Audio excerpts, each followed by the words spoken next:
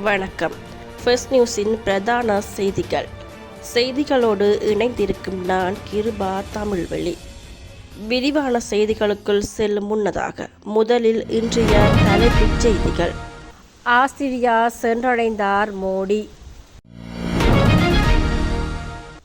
போரை நிறுத்த ரஷ்யாவுடனான உறவை பயன்படுத்துங்கள், இந்தியாவுக்கு அமெரிக்கா வலியுறுத்தல். ஹிஸ்புல்லாவுக்கு ஆதரவை உறுதிப்படுத்தினார் பெசக்தியன். இந்தோனேசியா நிலச்சரிவு, 17 பேர் உயிரிழப்பு. வளர்ச்சி இலக்குகளை அடைய உறுதிமொழி, ஐநா அழைப்பு. சட்டவிரோத சுரங்கத்தில் விபத்து, பலி எண்ணிக்கை அதிகரிப்பு. அமெரிக்க இராணுவம் நைஜரில் இருந்து வெளியேறுகிறது. இனி விரிவான செய்திகள். ரஷ்ய பயணத்தை வெற்றிகரமாக முடித்த பிரதமர் மோடி ஆஸ்திரேலியா புறப்பட்டு சென்றார். விமான நிலையத்தில் அவருக்கு உற்சாக வரவேற்பும் அளிக்கப்பட்டது. 2 நாள் பயணமாக ரஷ்யா ஆஸ்திரேலியா சென்ற பிரதமர் மோடி ரஷ்யா சென்று அந்நாட்டு அதிபர் விளாடிமிர் புடினை சந்தித்து பல்வேறு விடயங்களை குறித்து பேசியுள்ளார். தொடர்ந்து ரஷ்ய பயணத்தை முடித்துவிட்டு ஆஸ்திரியா தலைநகர் லியன்னா சென்றடைந்தார். அங்கு ஆஸ்திரிய அதிபர் அலெக்சாண்டர் வான் டி பெல்லனை சந்தித்து இருதரப்பு பரஸ்பர ஒத்துழைப்பு குறித்தும் பேசுகிறார். 40 ஆண்டுகளுக்கு பின்பு ஆஸ்திரியா செல்லும் முதல் இந்திய பிரதமர் மோடி என கூறப்படுகிறது. போரை நிறுத்துவதற்கு ரஷ்யாவுடனான உறவை இந்தியா பயன்படுத்த வேண்டும் என அமெரிக்க வெளியுறவுத்துறை செய்தி தொடர்பாளர் மார்க்ரெட் மேக்லியோ தெரிவித்துள்ளார். இது குறித்து அவர் கூறியபோது, உக்ரைன் ரஷ்யா இடையே நீண்ட காலமாக போர் நடந்து வருகிறது. போரை நிறுத்துவதற்கு ரஷ்யாவுடனான உறவை இந்தியா பயன்படுத்த வேண்டும். உக்ரைனில் அமைதியை நிலைநாட்டுவதற்கான முயற்சிகளுக்கு இந்தியா உட்பட அனைத்து நாடுகளும் ஆதரவளிப்பது முக்கியமானதாக நாங்கள் கருதுகிறோம். இதனை அனைத்து நாடுகளும் உணர வேண்டியது அவசியம். போருக்கு எதிராக ரஷ்யாவுக்கு அழுத்தம் கொடுக்க இந்தியா இந்த சிறப்பான கூட்டாண்மையை பயன்படுத்த விரும்புகிறோம். குழந்தைகள் மருத்துவமனை மீது ரஷ்யா தாக்குதல் நடத்துகிறது. உக்ரைனில் ரஷ்யாவின் போர் ஐநா சாசனத்தை மீறுவதாகும். இவ்வாறு அவர் கூறியுள்ளார்.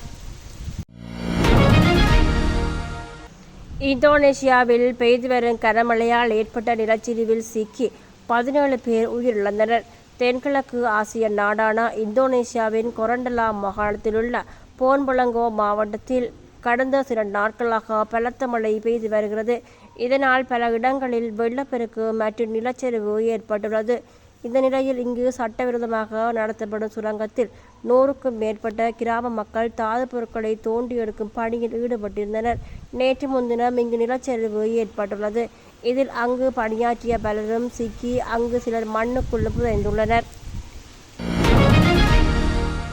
நிலையான வளர்ச்சி இலக்குகளை அடைய உறுதியான கொள்கைகள், புதிய தீர்வுகளுக்கு உறுதிமொழிகள் கொடுக்க ஐநாவை துணை பொதுச் செயலாளர் அமினா முகமது அழைப்பு விடுத்துள்ளார். 2024ஆம் ஆண்டுக்கான நிலையான வளர்ச்சி கூட்டத்தில் பேசிய போது இந்த அழைப்பு விடுத்துள்ளார். 2030ஆம் ஆண்டுக்குள் வறுமை, உணவு பாதுகாப்பின்மை, காலநிலை மாற்றம் போன்ற முக்கிய உலகளாவிய சவால்களை மற்றும் வகையிலான நடவடிக்கைகளின் அவசர தேவையும் வலியுறுத்தியுள்ளார். இந்தோனேசியாவின் சட்டவிரோத தங்கச் சுரங்கத்தில் ஏற்பட்ட விபத்தில் பலியான தொழிலாளர்கள் எண்ணிக்கை 20ஆக உயர்ந்துள்ளது. கனமழை காரணமாக திங்களன்று சுலவேசி தீவிலுள்ள சட்டவிரோத தங்கச்சுரங்க பகுதிகளை சுற்றி நிலச்சரிவு ஏற்பட்டது. இந்த விபத்தில் 45 பேர் காணாமல் போயுள்ளதாக தெரிவிக்கப்பட்ட நிலையில் தற்போது பலி எண்ணிக்கை உயர்ந்து வருவதாக கூறப்பட்டுள்ளது. நைஜரில் உள்ள 2 இராணுவ தளங்களை காலி செய்து தங்கள் ஆயுதங்களுடன் அமெரிக்க இராணுவம் வெளியேற துவங்கிவிட்டது. முதல் கட்டமாக அந்நாட்டு தலைநகர் விமான நிலையத்தில் அமைக்கப்பட்டிருந்த 101 என்ற இராணுவ தளத்திலிருந்து வெளியேற துவங்கியுள்ளது. இதனை 2 நாடுகளும் உறுதி செய்துள்ளன. செப்டம்பர் இறுதிக்குள் முழு படையும் வெளியேறும் என தெரிவிக்கப்பட்டுள்ளது. ஈரானின் புதிய ஜனாதிபதியாக தேர்ந்தெடுக்கப்பட்ட மசூத் பெசஷ்கியான் லெபனானின் ஹிஸ்புல்லா அமைப்புக்கு தனது ஆதரவை உறுதிப்படுத்தியுள்ளார்.